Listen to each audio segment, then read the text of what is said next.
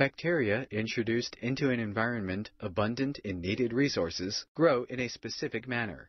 Initially, individual bacteria are still maturing and are not yet able to divide. This is termed the lag phase and can last from hours to days. During this time, bacteria are producing whatever proteins are necessary to live within the new environment. Replication starts and rapidly continues during the second phase, termed the log or logarithmic or exponential phase.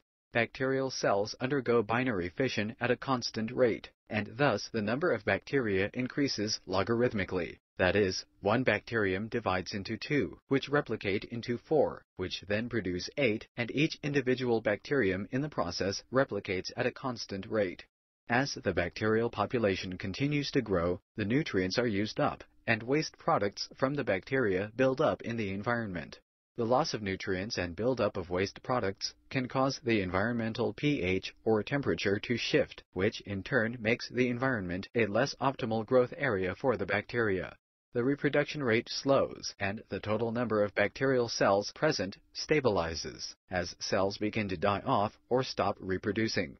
This is thus termed the stationary phase. Because antibiotics usually act during latter stages in the cell cycle, during replication of DNA, synthesis of cellular components, or mitosis, bacteria in the stationary phase are less susceptible to antibiotics than bacteria in the lag phase. As all nutrients in the environment are used up, the bacteria population enters the final phase, termed death or decline. Individual bacteria begin to die off from lack of nutrients, and eventually the number of dead cells exceeds the number of live bacteria. At this phase, the bacterial population is either radically reduced or completely destroyed.